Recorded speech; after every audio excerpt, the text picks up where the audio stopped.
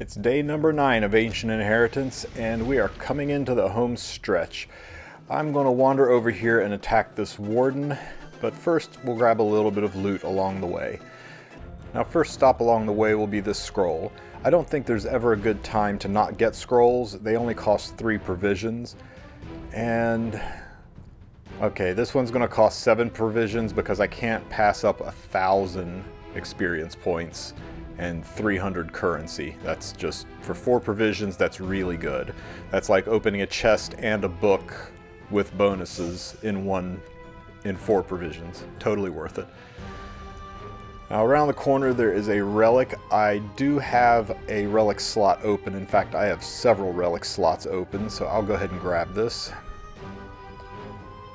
And this is a whole big old bag of useless.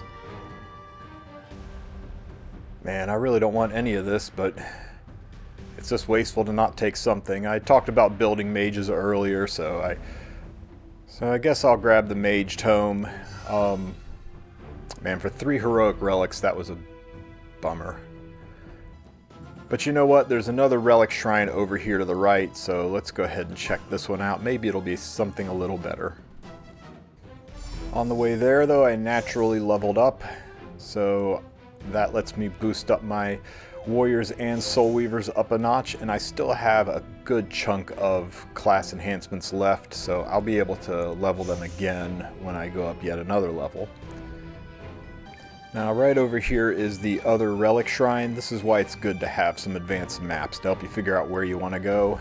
And when I fight normal monsters, I guess I'm taking the food. Food is always welcome.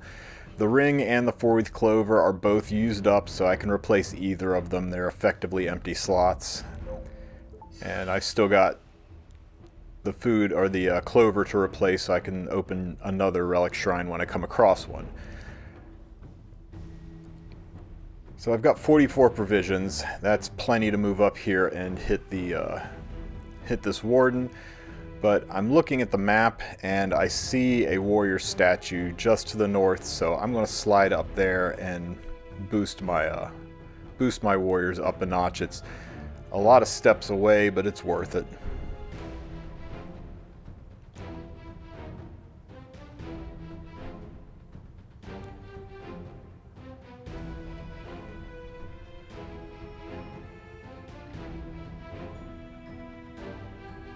And there we go, oh no.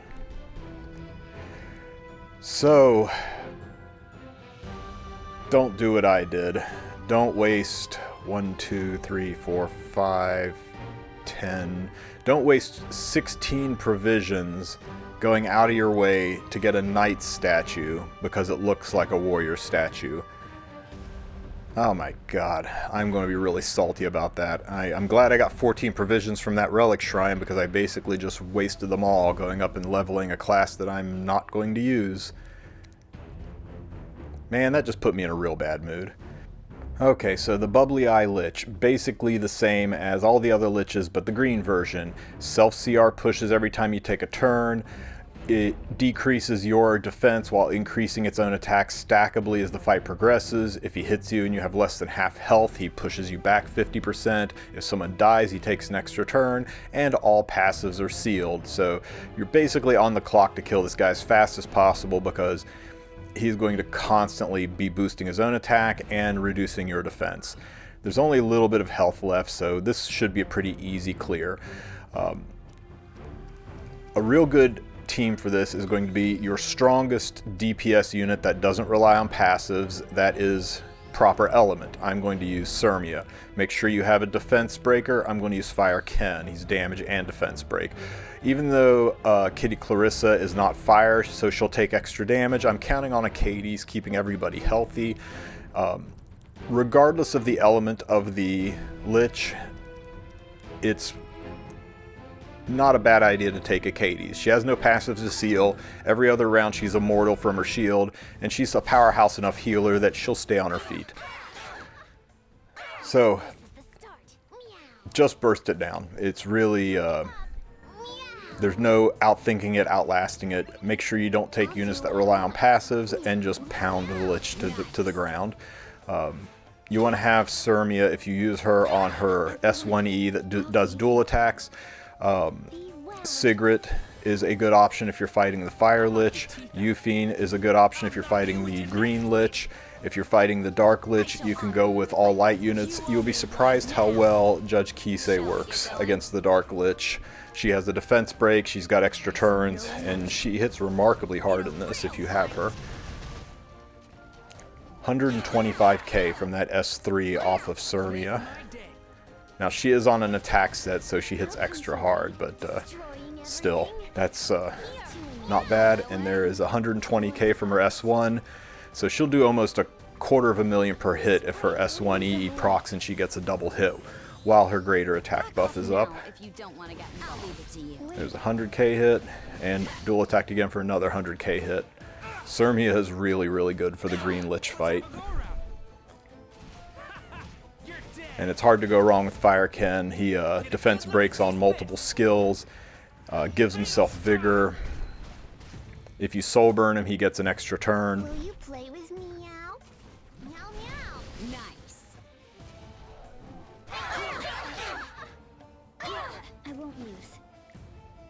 Were you waiting for me? So you can use this team for pretty much any of the Lich fights. Just change out the elemental heroes to be appropriate for the Lich you're fighting.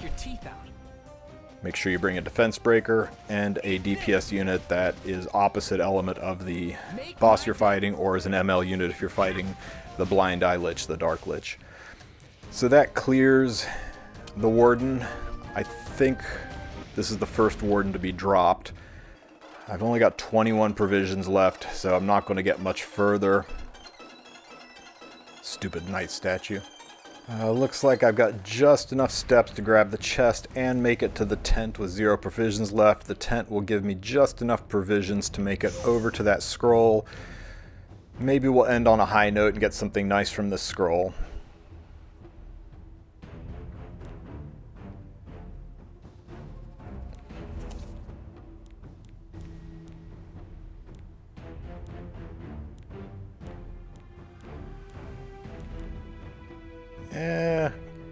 You know, it's not going to help us incite Ancient Inheritance, but some extra Wyvern or Banshee mats, we take that.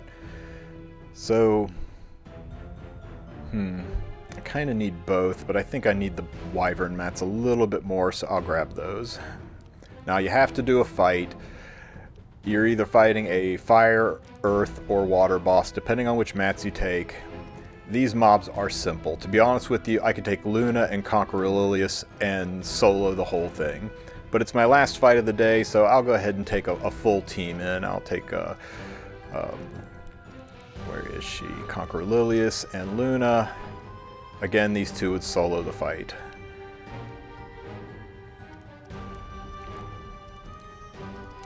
To be safe, though, we'll grab Sinful Angelica to give everybody attack buffs. Put her up front, and there's no need for a healer on this. I'll grab Camilla, and now we'll slice through this like a knife through butter. In case you're curious, I just have her on Prophetic Candlestick. Camilla is on Warhorn. She's my standard Wyvern unit. I have Proof of Valor on Luna, left over from another fight, and I'm just leaving a Border Coin on Sea Lilius.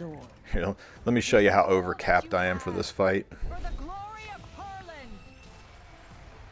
I'll make you taste despair. Dueled with Camilla in one shot. It wasn't even with Luna. So Luna's on her EE that will let her kill or get an extra turn if she kills. So I'll just use my S3, kill this front mob, get an extra turn, and kill one of the back mobs. One down, 2 down, and Camilla will dual attack with Luna, which will kill this third one. Oh, because the attack buff was still on Sea Lilius, she had the highest attack. Yeah, this is over very, very soon. I'm on my way. May as well give an attack buff back to Luna here. And then Luna can soul burn. This probably kills. Oh, nope, it was close. Obey if you wish to live. And that's that. So if you decide to fight standard mobs either through the scroll, or you decide to fight some standard mobs because you got the experience point boost for fighting normal mobs, I recommend two-man teams if you are relatively high level. Conqueror Lilius and Luna, Sirmia and Kitty Clarissa, Camilla and another DPS unit, just a dual attacker and a DPS unit, and you'll find that you'll clear almost all these fights. You don't need to take a full team, and with two-man teams you can get a lot more normal fights in, especially if you get the EXP boosting relic for doing normal boss fight or normal monster fights. It might be worth it to you. Here's a screenshot Evandariel sent me of him killing a normal fight, and he had the top end relic that boosts the EXP, and you can see he got a great deal of dream shards and a good amount of EXP. So if you've got the units left over and you're falling a little bit behind on leveling, this is a good way to power level up. Anyway, that's Score Petra up in the corner. I have a team that I think probably could have soloed it, and because I wandered over to get that knight statue, I don't get to fight it, so that is really disappointing. If you want to see the good Score Petra team, one or two videos back in this series, I have a really good Score Petra fight featured. I was going to use the same team here and hopefully solo it, but that'll just have to wait for tomorrow. And to be honest with you, by tomorrow somebody else will probably have already killed that boss, but that's okay. That'll pave the way for me to make a run on the priest. So hopefully we are at the priest tomorrow. I hope you enjoyed this video. And hey, if you want to make me feel better about clicking on that stupid knight statue, give the video a like and consider subscribing to the channel. Have a great rest of your week, everybody.